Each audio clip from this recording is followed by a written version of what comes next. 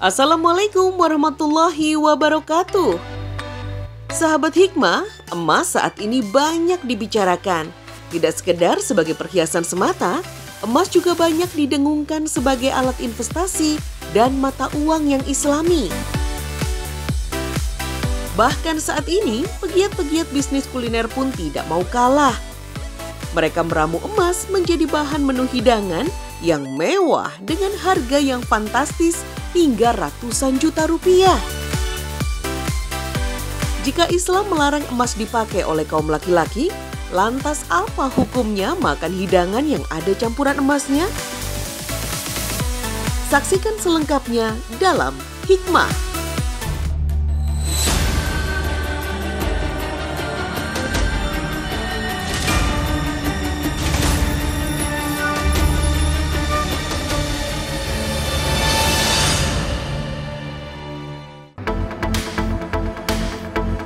Sahabat Hikmah, hidangan ini namanya baklava. Makanan ringan asal Turki berlapis emas ini dihargai 15 juta rupiah per potongnya. Nah, ada pula ayam geprek yang sering kita nikmati di warung pinggir jalan. Tapi tentunya bisa menjadi hidangan kelas sultan bila ditambah lapisan-lapisan emas seperti ini. Meskipun bentuk dasarnya adalah logam, namun emas lembaran seperti ini bisa dikonsumsi. Emas ini dikenal dengan sebutan edible gold. Emas edible gold harus memiliki kadar 24 karat. Bentuknya sangat lembut dan halus hingga aman dikonsumsi dan tidak memiliki efek negatif bagi pencernaan manusia. Hidangan emas termahal saat ini adalah semangkuk es krim coklat asal Rusia. Harganya sekitar $25.000 atau setara dengan 350 juta rupiah. Tapi sebelum mencobanya harus tahu dulu, Rasulullah Shallallahu Alaihi Wasallam melarang umat Muslim untuk menggunakan peralatan makan dari emas. Rasulullah bersabda, "Janganlah kamu minum dengan gelas yang terbuat dari emas dan perak. Dan jangan pula kamu makan pada piring yang terbuat dari emas dan perak. Karena sesungguhnya yang seperti itu adalah untuk mereka orang kafir di dunia dan buat kamu di akhirat." Muttafaq alaih. Dalam riwayat lainnya, Rasulullah juga melarang kaum lelaki muslim menggunakan perhiasan emas. Rasulullah bersabda, "Emas dan sutra dihalalkan bagi kaum wanita dari kalangan umat kami dan diharamkan bagi kaum laki-lakinya." Hadis riwayat An-Nasa'i dan Ahmad. Nabi Shallallahu Alaihi Wasallam juga melarang kaum laki-laki memakai cincin emas. Al-Bara bin Azib radhiyallahu anhu mengatakan, ketika Nabi Shallallahu Alaihi Wasallam melihat seorang laki-laki memakai cincin emas di tangannya, maka beliau memintanya untuk mencopot cincinnya, kemudian melemparkannya ke tanah, seraya bersabda, "Salah seorang dari kalian sengaja mengambil bara api neraka dan meletakkannya di tangan." Hadis riwayat Muslim. Dari hadis-hadis tadi, jelas bahwa Rasulullah mengharamkan penggunaan peralatan makan emas, juga perhiasan emas bagi kaum lelaki. Dengan demikian, para ulama sepakat bahwa memasukkan emas ke dalam tubuh juga memiliki hukum yang sama. Lantas, bagaimana dengan penggalakan menyimpan emas untuk investasi? Apakah menyimpan emas juga memiliki hukum yang sama? Lalu, bagaimana pula dengan mata uang emas dan perak? Sahabat Hikmah, mata uang emas atau dinar dan mata uang perak atau dirham memang telah digunakan kaum muslimin di zaman Rasulullah. Demikian pula seterusnya di masa Khulafaur Rasyidin dan berlanjut pada kekhalifahan Islam berikutnya. Bahkan sampai saat ini, beberapa negara Islam di Timur Tengah pun tetap menggunakan emas sebagai mata uangnya. Penggunaan mata uang emas pada masa kekhalifahan semakin terkuak di bulan Februari tahun 2015 lalu. Seorang penyelam profesional bernama Zwika Weyer menemukan pundi-pundi uang emas kuno di pantai Caesarea, wilayah Palestina yang diduduki Israel. Ribuan koin emas beraneka bentuk ini bertuliskan Arab dengan lafal Allah di kedua sisinya. Diperkirakan, koin-koin emas ini digunakan pada masa kekhalifahan Abbasiyah dan Fatimiyah. Sahabat hikmah, emas apapun bentuknya hingga saat ini masih menjadi simbol kekayaan, simbol keagungan, simbol kekuasaan, simbol kemapanan, juga kesejahteraan. Dan banyak yang beranggapan emas juga mata uang dinar dan dirham lebih mulia, bahkan terkesan Islami. Masih segar dalam ingatan berita ditutupnya sebuah pasar yang berbasis syariah di kota Depok baru-baru ini. Dan mata uang emas dinar dan perak dirham digunakan sebagai alat tukarnya. Meski banyak warga yang menyayangkan penutupan pasar ini, namun penutupan pasar bukanlah karena prinsip muamalah yang diterapkan, tetapi karena penggunaan alat tukar berupa uang emas atau dinar yang secara hukum bukanlah alat tukar yang sah di Indonesia. Benarkah dinar dan dirham adalah alat tukar yang Islami?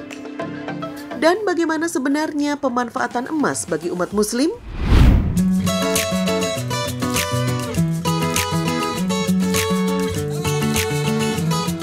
Assalamualaikum warahmatullahi wabarakatuh. Sahabat hikmah yang dirahmati Allah Subhanahu wa taala, pengalaman bukan guru terbaik. Guru terbaik adalah membaca sejarah. Tiba-tiba dinar dan dirham menjadi kembali viral. Orang-orang pun menjadi lebih gandrung menyimpan emas. Sebenarnya ada yang harus diperhatikan agar berhati-hati dan tidak membawa kepada kecelakaan. Zaid bin Wahab pernah bercerita, dia ketika melalui Rabadah, satu tempat di pinggir Madinah, berjumpa dengan Abu Dzar Al-Ghifari, seorang sahabat yang terkenal zuhud dan memilih menepi dari hiruk pikuk kota Madinah. Zaid bin Wahab bertanya, "Mengapa engkau sampai ada di tempat ini?" Kata Abu Dzar Al-Ghifari, "Aku dulu berada di Syam, lalu aku terlibat perselisihan dalam memahami surat At-Taubah ayat ke-34, walladzina yakmizuna adz-dzahaba wal fiddah, orang-orang yang menyimpan emas dan perak, wala yunfiqunaha fi sabilillah, dan tidak menginfakkannya di jalan Allah Subhanahu wa taala, fabasyirhum bi'adzabin alim, maka berilah kabar gembira kepada mereka itu dengan azab yang pedih." Sahabat hikmah, nilai emas memang cenderung stabil. Karena logam mulia ini cocok sekali digunakan sebagai mata uang ataupun sebagai bentuk investasi atau simpanan. Mata uang emas dan perak sebagai alat tukar sudah digunakan pada masa Kekaisaran Romawi dan Kerajaan Persia, jauh sebelum Nabi Muhammad SAW lahir. Kata dinar sendiri berasal dari bahasa Romawi, yaitu denarius. Sedangkan dirham berasal dari bahasa Persia, yakni drachma. Beredarnya dirham dan dinar di Jazirah Arab dibawa oleh para pedagang Arab yang berdagang di Syam dan Yaman. Negeri Syam waktu itu berada dalam kekuasaan Romawi dan Yaman ketika itu di bawah pengaruh Persia. Bangsa Arab sendiri awalnya berdagang secara barter dan tidak pernah memproduksi mata uang sendiri.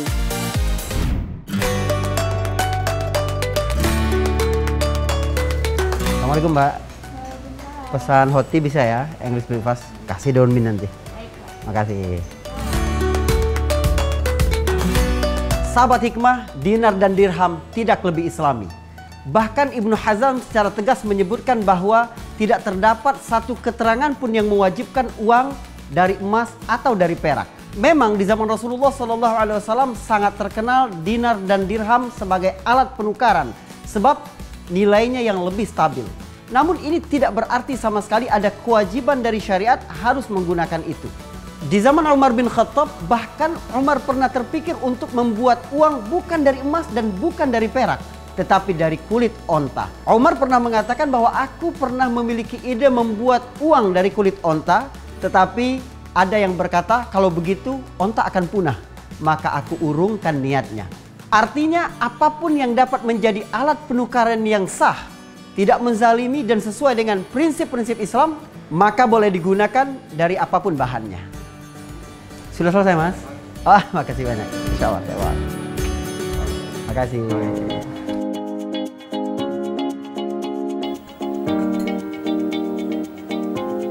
Pada zaman kekhilafahan Abdul Malik bin Marwan, salah satu khalifah paling terkenal dalam dinasti Umayyah setelah Muawiyah bin Abi Sufyan radhiyallahu an, Dinar dibuat dalam corak Islami. Di situ dicetak kalimat tauhid, la ilaha illallah dan Muhammadur Rasulullah. Namun ini tidak berarti bahwa penggunaan dinar dan dirham menjadi lebih Islami. Ini cuma menunjukkan bagaimana agama Islam selalu berjalan sesuai dengan realita, tetapi menertibkan mana-mana yang kurang Islami.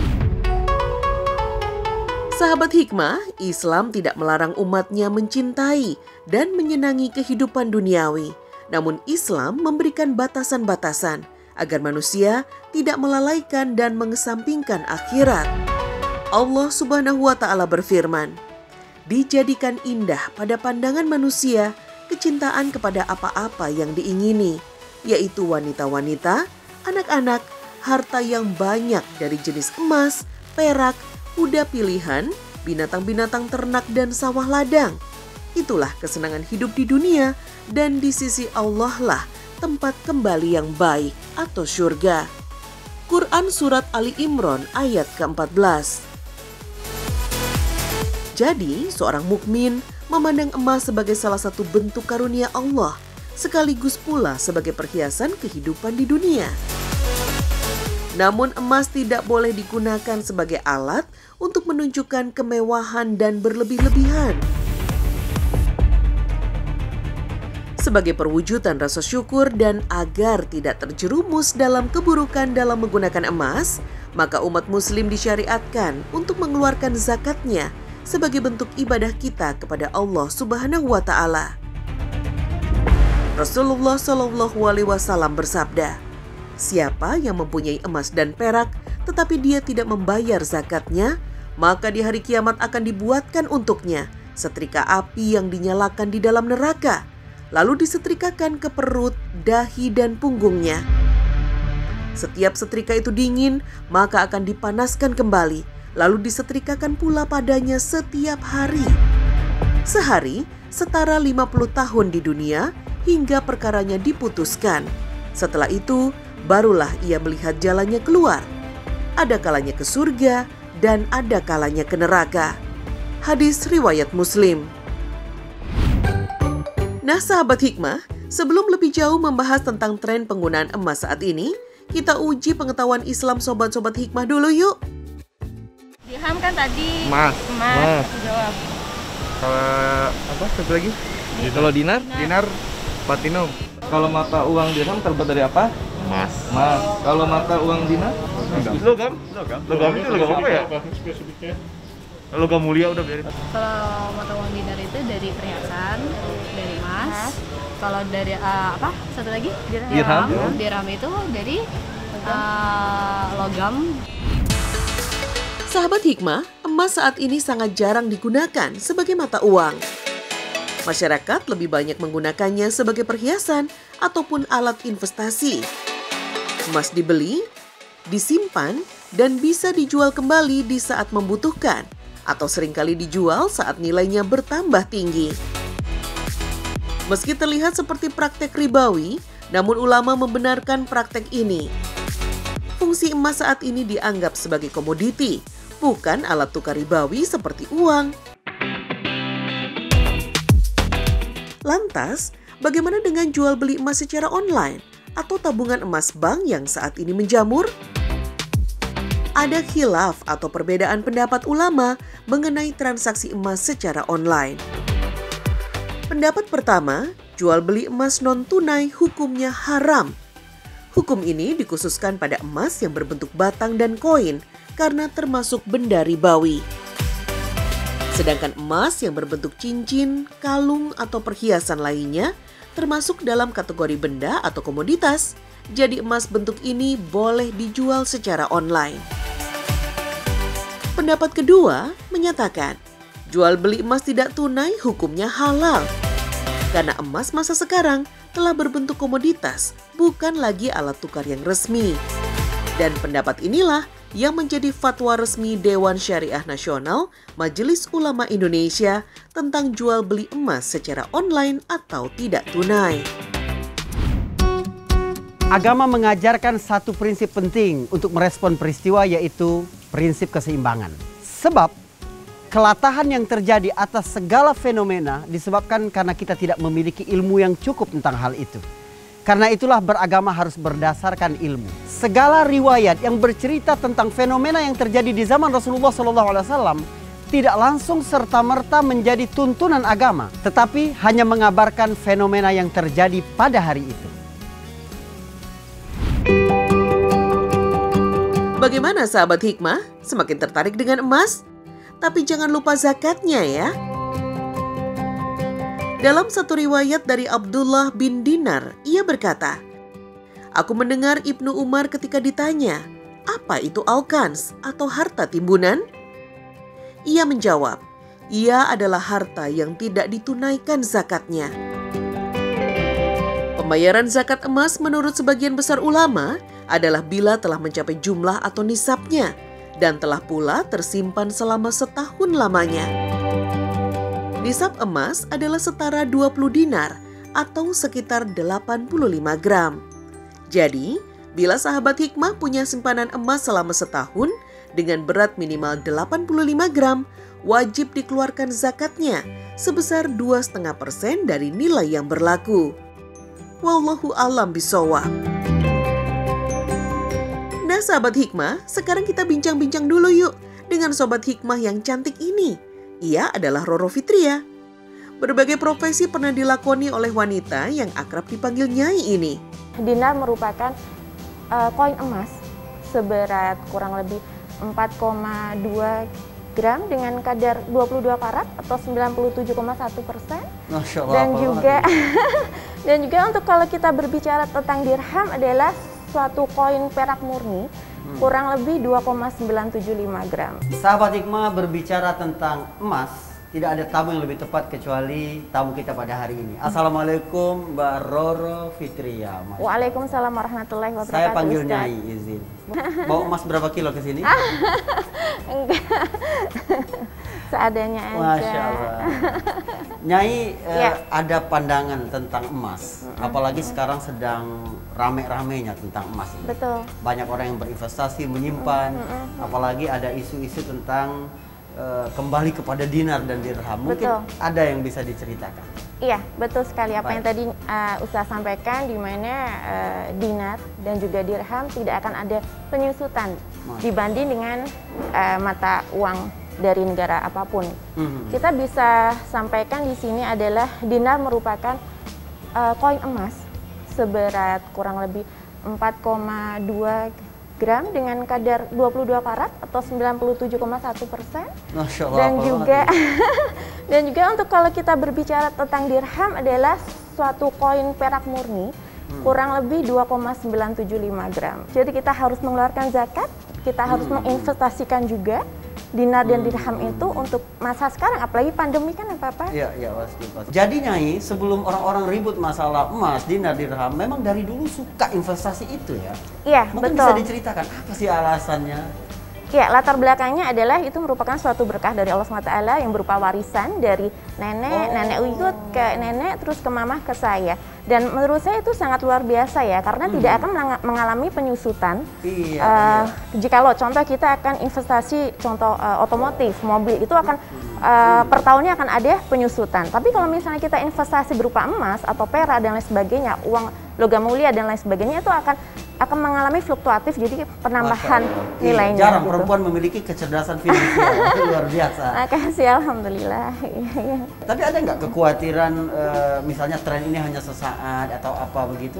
Ada kekhawatiran? Kalau kekhawatiran sih enggak ya. Kalau misalnya yang sekarang kalau ditanya, ya semuanya Bismillah. Kalau misalnya sudah menyatakan melakukan sesuatu karena ibadah dan sudah dikeluarkan zakatnya, insya Allah akan berkah, jadi tidak akan ada rasa kekhawatiran. Insya Allah. Pokoknya kita menyimpan apa saja, asal ada zakat yang kita simpankan. Ada hak orang lain yang ditunaikan, insya Allah keberkahan. Sahabat hikmah, sudah tahu membedakan emas asli atau palsu? Biar nggak salah dan terhindar dari tindak penipuan, maka sobat hikmah hanya membeli emas di agen resmi atau toko-toko yang terpercaya. Keaslian emas sendiri bisa dilihat dari beberapa hal. Pertama, cek sertifikat yang menyertainya. Seperti layaknya uang kertas, sertifikat emas bisa dicek di bawah sinar ultraviolet. Nantinya akan ada garis-garis minor warna-warni dan blok berwarna hijau di setiap deskripsi detail sertifikat. Pastikan juga ada logo watermark perusahaan pencetak sertifikat yang asli. Dari sisi fisik, pada emas murni biasanya terdapat cap yang menandakan kadar emas. Jumlah karat atau disingkat menjadi 10K, 20K, 24K, atau lainnya. Sedangkan emas palsu tidak ada tulisannya. Yang kedua, emas bisa dilihat dari kadar warnanya. Cobalah gosok-gosokkan permukaan emas menggunakan telapak tangan atau telunjuk. Jika setelah digosok warnanya pudar atau berbeda, bisa dipastikan itu adalah emas palsu. Cara berikutnya adalah menggosokkan pada bahan keramik atau kertas. Emas asli tidak akan tergores sama sekali, sedangkan emas palsu akan meninggalkan goresan kecil. Tapi Sobat Hikmah harus berhati-hati karena cara ini bisa merusak permukaan emas. Cara yang paling sering dilakukan untuk mengetes keaslian emas adalah dengan menggigitnya. Emas tua atau emas dengan kadar emas tinggi biasanya sedikit lunak, sehingga apabila digigit, ia akan menimbulkan bekas. Meski demikian, Sobat Hikmah harus tetap teliti karena emas palsu bisa dibuat dari logam timah yang juga lunak. Ada pula yang mengecek keaslian emas dengan uji suara. Caranya dengan mengetuk-ngetukkan emas menggunakan koin. Emas asli akan mengeluarkan suara lentingan bernada tinggi yang panjang. Sedangkan emas imitasi atau logam lainnya, suaranya akan jauh lebih pendek. Keaslian kepingan emas juga bisa dilihat dari barcode produksi yang tertera di setiap produk emas. Emas produksi Antam misalnya bisa dicek dengan aplikasi resmi PT Antam. Gimana sahabat Hikmah? Gampang kan? Thauban meriwayatkan ketika turun ayat walladzina yaknizuna adz-dzahaba wal fiddah, mereka sedang bersama Rasulullah Shallallahu Alaihi Wasallam di dalam perjalanan. Lalu sebagian sahabat ada yang bertanya, sekiranya kami tahu mana harta yang paling baik agar kami dapat mengambil itu, Rasulullah Shallallahu Alaihi Wasallam bersabda, afdaluhu lisanun dzakirun wa qalbun khashi'un wa zaujatun mu'minatun tu'inuhu ala imanihi. Harta yang terbaik itu adalah lisan yang selalu berzikir kepada Allah Subhanahu wa taala. Hati yang selalu bersyukur karena merasa cukup dengan apapun yang diberikan Allah dalam kehidupan. Serta istri mukminah yang membantu selalu menguatkan keimanan. Itulah kekayaan yang sesungguhnya. Assalamualaikum warahmatullahi wabarakatuh.